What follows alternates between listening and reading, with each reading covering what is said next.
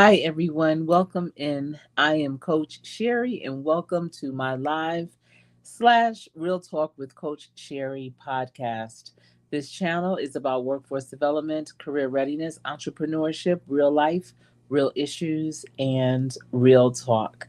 This session can be found on my podcast playlist as well as my playlist for my lives where it's all my videos or the 90-day challenge. I am doing a 90-day challenge. Today is day 75. Whew. I've gone live every day for 75 days, and the challenge goes up until June 30th, which is my YouTube Sweet 16 anniversary. So I am happy to be doing this challenge. It's definitely monumental. 16 is a special year for so many people for so many reasons. And it's a special year for me to celebrate having my YouTube channel for this amount of time. I have not been a content creator for 16 years, but I've had my channel. I see Jaden Suh is in the building. Hello to you. Welcome in. Great to see you. Hope you had a productive week, a week that you can look back and say, you know what? I accomplished some things this week. Some decisions were made, some deals were done, some negotiations took place. I got my way. I changed directions. I changed my mind. I increased my team. I increased my accounts. I increased the money that I bring in every day. Whatever you did this week, I hope it was wonderful. This has been a dynamic week for me. I never have 2 days the same, which I love. It definitely keeps me pivoting and keeps my head on the swivel. So I see Sassy is in the building. Happy Friday to you. Great to see you. Another week that we can mark off in our books. Another week that we have accomplished and reached our goals, hopefully, or got closer to reaching those goals. I hope you had a great week, Sassy. I'm glad to see you here tonight.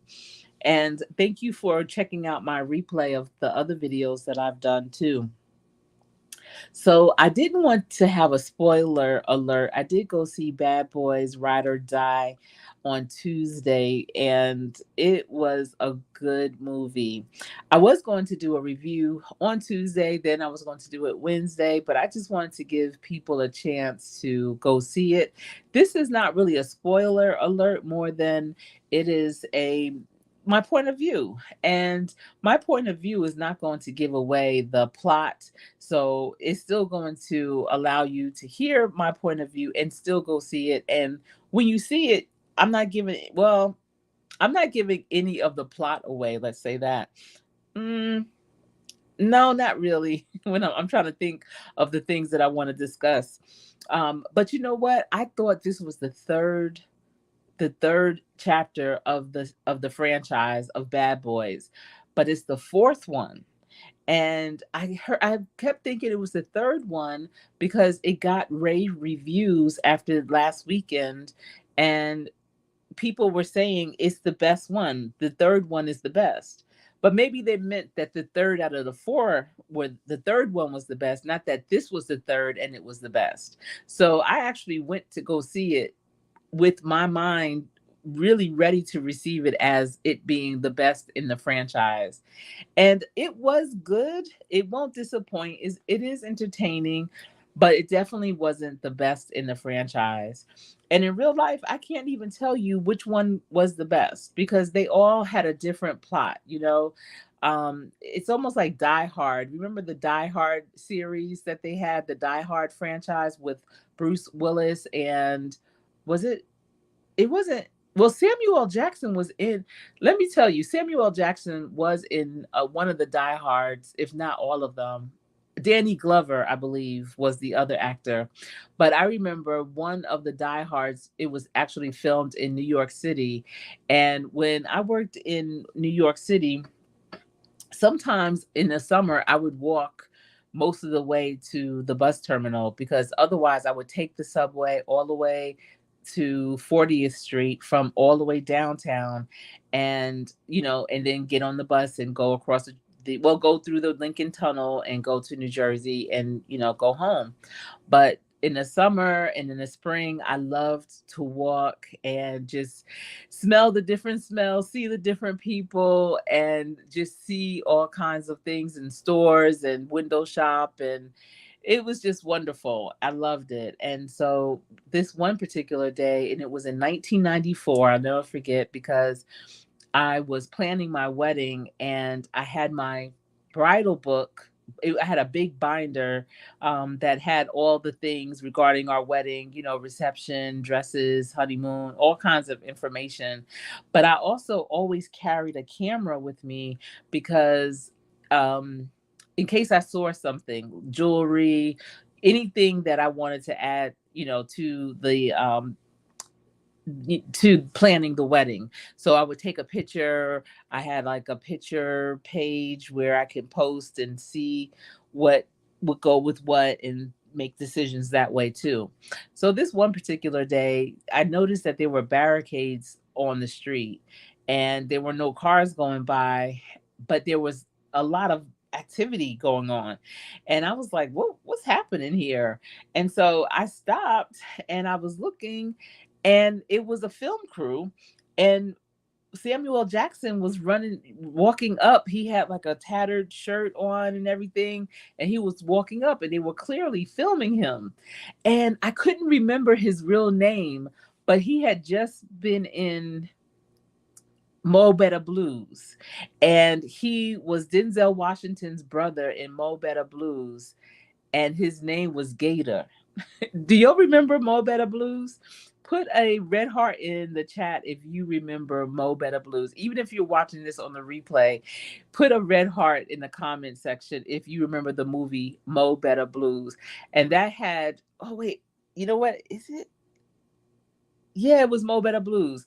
And I believe that was the one with Holly Berry, and she was a crackhead. And Samuel Jackson also was on drugs, but he was Denzel Washington's brother, and his name was Gator. So when I saw Samuel Jackson walking up the street and they were filming, and I was like, oh my goodness, that is, and I couldn't remember his name. All I could remember was Gator. So I said, Gator. I called out Gator, and he looked, and I took a picture. I wish I could find it. I know it's somewhere in our piles and piles of pictures that need to be put in books. But he looked and he laughed and he waved, and then he kept going. They had to cut and redo it and everything. And they was like, ma'am, please, you know, don't call out to the actors, whatever, while we're filming. But I thought that was so hilarious because he looked. I was like, yeah, that's Gator. But at any rate, you know, movies are wonderful, and Die Hard was a great series as well, a great franchise. And who knew that Bad Boys would be this type of franchise? So before I go into my point of view, I did want to share some information that you may have known or may have forgotten. Not sure. I see Queen Sunshine is in the building. Hello, blessings to you. Wonderful for you to be here. It was so nice to meet you yesterday and Be Amazing Sylvia's live. I can't wait to check out your content more. So thank you for being here this evening. And again, this evening is a fireside chat. This is a Friday kind of thing that I started doing. And this is my point of view on the Bad Boys Ride or Die movie that was recently released. And so I just first want to give you some history in case, you know, you might not have been born when the first Bad Boys came out, or like me, may have forgotten that there were more than just three or two series in this franchise and that this is the fourth one. Also, thank you, Queen, for saying hello. Yes. Okay. Okay. All right. Thank you. So even if you can't be in the chat because you might be resting, then definitely if you could just listen in. And I know a lot of people do that with my lives. They tend to listen in the background and keep it moving. So I appreciate you for stopping and showing yourself. And if you can continue to join the chat, that's great too. Okay. Yep. Thank you. I appreciate that. And I'll be over to see you again too. So let's look at the history of the Bad Boys franchise. So the franchise began in 1995. I didn't realize it happened that long ago. I actually got married in February of 1995. And the release of the first buddy cop action film Bad Boys, and it stars Will Smith, of course, and Martin Lawrence as detectives Mike Lowry and Marcus Burnett of the Miami Police Department. And it was the first one was directed by Michael Bay, and the film follows them as they have 72 hours to recover stolen heroin before being shut down by internal affairs. So if you don't remember, that's pretty much the plot for the first Bad Boys in this franchise. And this first one was a box office hit. It grossed over $140 million worldwide against a $19 million budget, which led to the 2003 sequel, Bad Boys 2. Now, this also was directed by Bay, was his first name, Michael Bay, and which saw this one saw Lowry and Burnett investigating an ecstasy ring linked to a Cuban drug lord. And despite mixed reviews, it still made over $273 million. So remember, the first one grossed $141 million, and the second one grossed $273 million. So it just kept increasing. Let me tell you, okay? So y'all can think what you want about Bad Boys and the franchise, but what I'm about to share with you, these numbers, listen, it's not much I could say bad about it in terms of my point of view, because when it comes down to the business of things, they've been doing business right.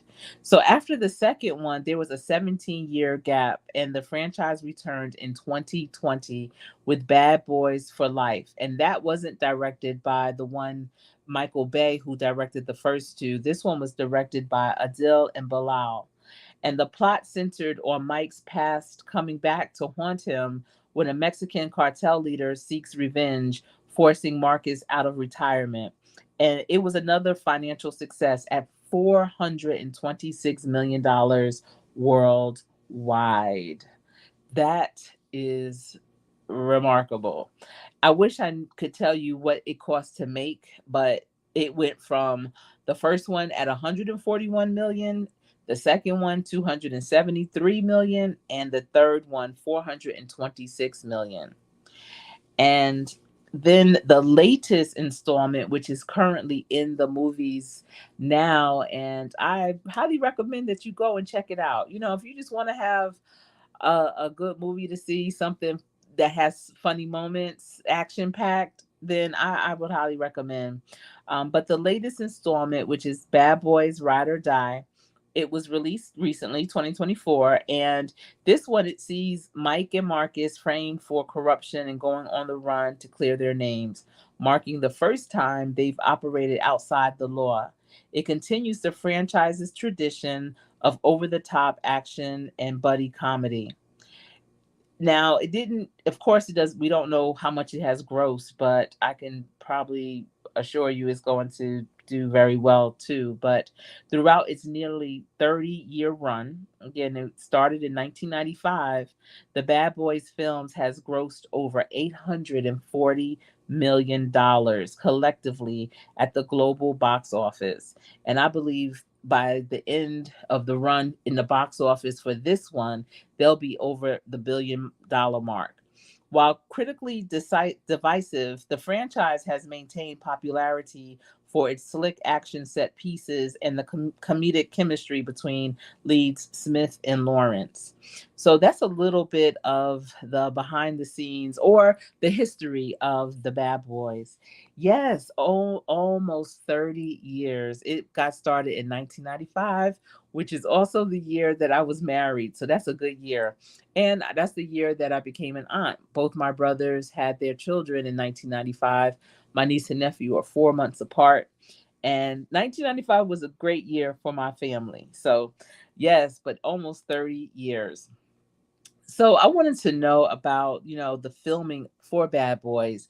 Now, you know that after I came back on Tuesday from seeing it, I looked into tax breaks that filmmakers can get in different states, because I found it curious that in the movie they say it's based in Miami. However, when I looked it up, it was filmed a little bit in Miami, but mostly in Fort Lauderdale, Florida, as well as Atlanta. And so I still wanted to know more. I always think about the numbers and the backstory in that way, but I just wanted to see more about the filming for it. What went into it, because when I go into my point of view of this movie, I'll share with you, especially some particulars about some of the scenes that I found to be very interesting. So here are some key details about the filming locations and production of Bad Boys Ride or Die. So again, the filming locations, it was primarily filmed in three areas: Atlanta, Georgia, Miami, Florida, and Fort Lauderdale, Florida. In Atlanta served as a major filming hub, providing diverse urban landscapes and production facilities for many of the action sequences. So I'm wondering if they utilize some of the warehouses, maybe. There was some kind of urban-ish areas that did not look like Miami, or at least not the Miami that I've been to. So I guess that's the part that they used Atlanta for. And then also they used Atlanta for the city's varied architecture and metropolitan areas, which allowed the filmmakers to replicate different environments needed for the film. And in Miami, Miami was the core setting for the Bad Boys franchise. Many scenes were shot in Miami to capture the city's vibrant urban scenery and coastal vistas, and the iconic Miami locations and landmarks were utilized to maintain the authentic Bad Boys universe. Fort Lauderdale was provided picturesque waterfront and beach backdrops for specific coastal scenes, and areas like the A1A Highway and Ocean Drive were used to film stunt sequences along the water. So if you are familiar with Fort Lauderdale, Miami, Atlanta, when you go to see Bad Boys Ride or Die, I try and figure out where they are. Is this scene shot in Fort Lauderdale? Is this the part that's in Atlanta? Because if I see it again, that's what I'm going to do for sure. And the production challenges were that the filming faced interruptions due to the SAG, AFTRA, and WGA strikes. Remember the strikes that happened, the actor strikes in July of 2023 over labor disputes. But once the strikes were resolved, production was able to resume and complete the movie. The filming period, the principal photography began on April 3rd, 2023, and wrapped on March 4th, 2024. So just a little under a year it took to film this movie. So while it is set in Miami, Bad Boys Ride or Die utilized filming locations across Atlanta, Miami, and Fort Lauderdale to capture the diverse settings, with Atlanta being a major production hub. And when they say that, I wonder if they utilized Tyler Perry studios at all, or if they just found different locations around the city. I'm very curious about that. And then again, the strikes caused delays, but the team overcame the challenge to finish the highly anticipated fourth installment in this franchise.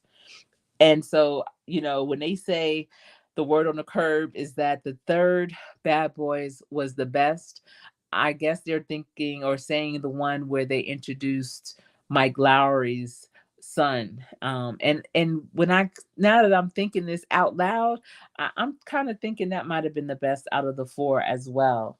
But again, they all to me had so many different plots and were standalones. Even though they were the same franchise, they were still standalones. They didn't really necessarily build on one to the other. So they all were good for many different reasons. And so let me go into some of the things that I saw, and then um, something else that I think this franchise is possibly going to pivot into. So let me see. I don't want to give too much away. I said this was not going to be a spoiler alert, but it's my point of view. And when you go to see it, I hope you have a open mind, but also consider some of the things that I'm sharing and say, So Martin Lawrence to me had the most verbal scenes. He had the most lines. And I'm wondering why, he did more acting and talking than Will Smith did, in my opinion. I mean, of course I didn't have the line count or the word count or anything like that, but it just seemed like he had the most things to say in the movie. It wasn't necessarily based around him, but at the same time it kind of was based around him. But you know what? Watching Martin do his lines and perform, he reminded me of Big Mama. And it was his eyes. His eyes were kind of bugged out how Big Mama's eyes were in that series. And I just couldn't get Big Mama's face out of my head every time Martin said something. So it was a low key distracting for me to take Martin serious and to not really be able to focus fully on what he was saying and what was really going on, because I kept thinking about Big Mama. Only thing that was missing to me for him was that blonde curly wig. So that part right there, I wanted to just see him in that character, in that role, and be good with it. But I just couldn't get that visual out of my head. Oh my goodness. And so if you had seen it, or if you're going to see it, first of all, if you have seen it and if you think about it, did he look a lot like Big Mama to you? Please put a one in the chat if he did. Put a one in the chat in the comment section if he did as well, because to me he did. And if you go see it and you look at it and you think that, come back to this video and let me know, like, yeah, Coach Sherry, low key, he did look a lot like Big Mama. So also, Will got married in this particular series, in this movie, and it was weird. A lot of the plots were not fully developed to me. They just took it for granted that we were going to watch it and receive it and just gave us anything. So they had him marry this person that I don't remember her being introduced. Maybe she was at the end. Now let's make going to have me look at the third part, Bad Boys number 3, because I don't recall her at all, but they made it seem like we supposed to know who she was, but I don't remember her. And the wedding was quick, and as flamboyant as Will's character is, I would have expected them to go on a honeymoon, which they did not. And with his lifestyle, it just was strange that, he got married. But then as it goes on, you know why he had to have someone he cared a lot about, so that he can, have that fight in him. And so that's what that was. But, I just thought that was interesting. And they also changed Martin's wife. And so, I'm a seasoned woman, a woman of a certain age, that I can forget things sometimes. And I see what's up popping. TWP is in the building. What's up? And of course, I had to have my popcorn at that movie theater. That's the one thing I love about going to the movies, is the popcorn. But y'all, why every single time, probably for the past couple of years, I will spill popcorn. Like, that's a guarantee. So, but what's happening, TWP popcorn? I appreciate you for being here for sure. So, I'm looking at the movie, and in the beginning, and I'm like, now I know this actress is very familiar. I'm familiar with her, but I kind of don't think that's the original wife. And it's not. And it's almost like what they did with Fresh Prince of Bel Air, when they changed on Vivian.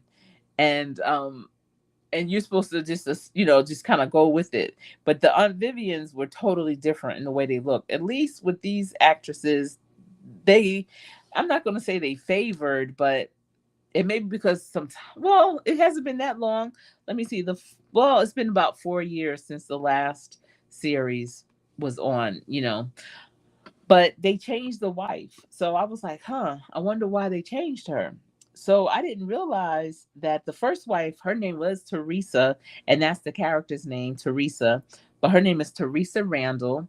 and she's been in I know she's been in a couple of Spike Lee movies and some other things as well. She's a good actress, very good actress. But I didn't know that back in 1995 when they first filmed Bad Boys, she was already 31 years old. Now, not saying that now, fast forward 30 years later, that she's old or anything like that, but she's older, okay? And so these are just speculations because there's no word on the curb exactly as to why she was replaced.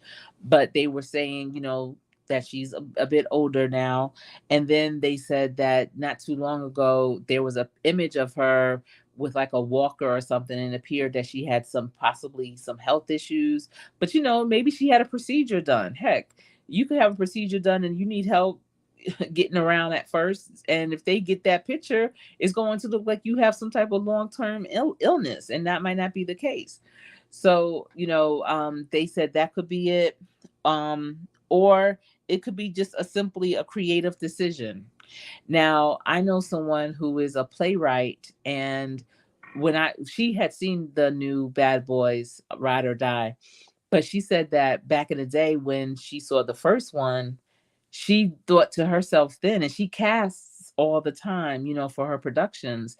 And she thought then that she seemed a little old for that role. And I was like, wow, I never looked at her in that way. But that's very interesting. But Tasha Smith, who we all know, at least we all should know, is a great actress. I know that she also teaches other upcoming actors the skill of being an actor, and she is the new wife. But even though they know her well and they all cool with her, she still had to audition for that role, which I was like, all right, keep everybody sharp and on their toes, try to get the best of the best, make sure you have the best of the best. So I'm glad that she did well with that. So then I was looking at the let me see, do I want to go into the fight scenes? Okay. So then they have the fight scenes, and the fight scenes to me, and this made me think of Eastad. If y'all don't know Eastad, he's a cool content creator, and he a lot of times films himself playing his virtual reality games. And even though I don't play virtual reality, sometimes I like to check them out, like, hey, what's going on with that? And so it made me think of it because they had the fight scenes, they used body mounted cameras, particularly on Will, and it gave first person perspective of the fights. But not only that, when I was looking at the fight scenes, to me, at some point during the fight scenes, the people looked like AI images. And not that that's a bad thing per se, but it made it really interesting. It made it look like virtual reality. And so to me, it made the fight scenes that much more exciting. They could do so much more. I'm sure for editing purposes, it probably was like a easy breezy for them. And that's where we're going. And that's why that SAG strike that happened in July of 2023. Oh, I was like, listen, y'all, things are changing. And if I was an actor right now, I would try to learn AI. I really would, because if AI possibly will replace a lot of the actors, at least the extras, then I want to be the person that's creating that. I want to be the one that's running that, that's developing that. If I can't be it, then I need to make it. And if they're not thinking about how they can pivot, if they're just being mad and wanting things to go back to normal, and having these film productions to just hire all these actors and actresses to do the roles, and all of that, that's not going to happen. Mm-mm. So they need to get with it and figure out how else they can fit into that industry. And one way is to skill themselves up with technology for sure. But I definitely think that they utilize technology, for those fight scenes. And another thing, and this is what I'm saying, like a lot of the plots were not fully developed. So Reggie, which is the son-in-law, and I love his character so much. That's the one that first dated Martin Lawrence's daughter, and I believe it might have been the first, maybe the second series of this franchise. And when he came to the door to take her out, and Will answered the door, and it was like, that scary uncle kind of thing, and it was funny, and I love that they bring him back. And now that Reggie's married to Martin Lawrence's daughter in the movie, and they have a child and one on the way, and he went into the Marines, and it's a good one. So Martin and Will had to go on the run. I'm not going to give the plot away, but again, the plot just wasn't well developed because they didn't really secure their families. How you going to be on the run and you know that it's bad people after you, and you're not going to, you know, I was fumbling the bag. Yes, I was. My kids, they always are like, "Mom, like, really? Are you still doing this?" And so Will and Martin, they had to go on the run, and terrible people was after them. And so typically, if bad people are after you, and if they can't get to you, they're going to get to the next best thing, which is the family that you love. And they didn't secure their families. So the families are just kind of going on about their business at home. And it was a part when Martin, they found out that the bad people were going to their homes. Okay, maybe this might be a spoiler alert. If you don't want to hear it, turn the mute down now. But they knew or found out that they were going to their home. So Martin tried to call his house, and his son-in-law answered, and Martin was like, this is what's getting ready to go down. And the son-in-law was real calm with it, and he got his wife and mother-in-law and secured them, and in like a closet or whatever. And he handled like 15 dudes. The fight scene was so dope. I loved it. That was one of my favorite parts of the movie, the way that he handled it and was so calm about it. And it just shocked Martin and Will. And again, that's what I'm saying. The plot wasn't really well developed because why didn't Martin know that his son-in-law could fight like that? I mean, he was a Marine. You don't talk to him. You didn't ask him different things or, tactical stuff. You are a cop. He's, whatever. And I don't know. It just was something else. So, long story short, regarding my point of view, I think that because this is a very successful franchise, that this is the fourth one is not going to be the end. I believe that, and I would hope somehow they can craft a storyline around Martin's son-in-law as well as Will Smith's son in the movie, because I think that those two, even though Will Smith's son is considered a bad guy, and right now he's on the run, really, I don't think his name is cleared, so he's probably on the run. I think that somehow their worlds need to collide again, and they need to do something, because Will is in great shape, but I have no idea why he didn't have a lot of lines. So I don't know what's going on with that. Martin, he looked like he was in great shape during the filming of that movie, but now afterwards, I don't know what's going on. So I don't know if they'll be able to carry another whole entire movie of Bad Boys. So we have to look at the second generation. Also, because of the fight scenes and the way that I believe it's AI people that they use, or AI that they use for the people, I really think they should look into going into a game, do some type of gaming with it, because people would definitely, buy into it. They had other great fight scenes and locations, and on the beach, and like, I think it would be so dope in the jungle or in the woods kind of area, and running and hiding and getting caught and surrendering, and just a lot of great twists and turns in that way. And I believe, I'm not a gamer, but I believe that it would make a good game just from what I've seen with Eastad. So, that's my point of view of the movie. Again, I highly recommend you go check it out. It's a fun movie to go see. I mean, it's not going to change the world, change your life, good, bad, or indifferent, but it's just a good night out to enjoy something, to give you a couple of laughs and reminisce. That's another thing about this franchise. You reminisce about the old versions of the movie, the remember wins, and how they bring back the some of the characters, and it's like, oh yeah, so I liked it for that too. But yeah, that's my take on it. I hope that it helped you to make your decision on whether or not you're going to go. And listen, let's get it to 1 billion, is what I say. It's all about business at the end of the day. And it is further proof that things don't necessarily have to be perfect to be successful. And, I know that could be very discouraging for some people that's on their grind trying to make sure all their T's are crossed, I's are dotted. But that's the reality. I shared this story once before when I was talking about back in the day when I guess it was like YouTube may have just been getting ready. No, actually, YouTube may have been started, but it was a baby in the game. But people were doing a lot of blogs and writing, and that was part of attraction marketing, putting out content that resonated with people, especially in business, giving them tips and advice on how to market their business.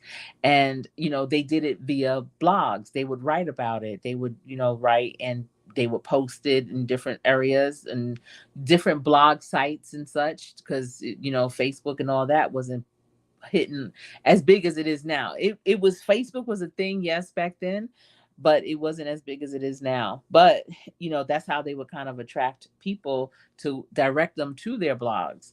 And so there was a woman in particular, and she actually lived in Atlanta, and she would write about great things about business, and people all over the world would comment. And I would read her blogs, and I spoke to her like I knew her in that way where I can call her up, and I would be like, and I knew how she sounded. She had a strong, thick accent, like Southern, very Southern. And her writing sounded exactly how she talked. Like I could hear her voice when I would read. And it was very relatable. I was like, okay. But the grammar was so off. And I would be like, wait, what? And but people would just say like, oh my goodness, this really changed the direction of my business, or thank you so much, boom boom. And I would be like, but she has all of these misspelled words or grammatical errors and whatever. And you know what, after a while I just stopped and just looked at the comments and was like, wow, but people see the value, and they're having a good time, receiving this information. It's like gold nuggets to them, and that's all that matters. They don't care if it's grammatically correct, because I was writing my blogs initially, I was like beating my head up, like trying to make sure, oh okay, let me see, I gotta have to put a period right there, I have to make sure it's perfect, and that it's set right, and everything, the font, everything.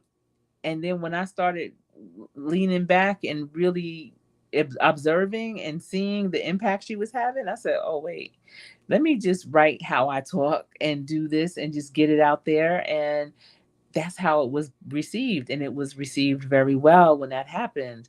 And so when it comes to Bad Boy, no, it may not be the best plots, well thought out plots and everything, but it still is hitting, obviously, almost $1 billion later. So don't just wait to be perfect. Just get it done. Fly the plane and build it as you go. And it will work. As long as it can get off the ground, you'll be fine. Yes, done is better than perfect. Yes, slasher chick. I couldn't have said it better myself for sure. That is a good one. Done is better than perfect. So as you go through, you can always tweak. I actually love doing things and it's not perfect because I can always make it better. And that's what that means to me. So whatever you're doing in your life from this day forward, just keep making it better, but put it out there anyway. All right, everyone, that's all I have for you. It has been my pleasure sharing my point of view of Bad Boys Ride or Die. This has been Fireside Chat. And look, I have a new picture that I want to share with y'all. And this is how I feel about what I'm doing with my channel. Slow and steady wins the race. So let's get it. And I thought I had put it on here, but I guess I didn't. And let me see as it comes up, because listen, my channel is slow but steady, and it's going to be consistent, and it's intentional, and I hope you all get nuggets from it. All right. Thank you so much, Slasher Chick. Thank you all for being here. I appreciate all of the support, y'all. We finished, and today is day 75 for me. I will see you tomorrow. Have a wonderful evening and stay safe. I am Coach Sherry.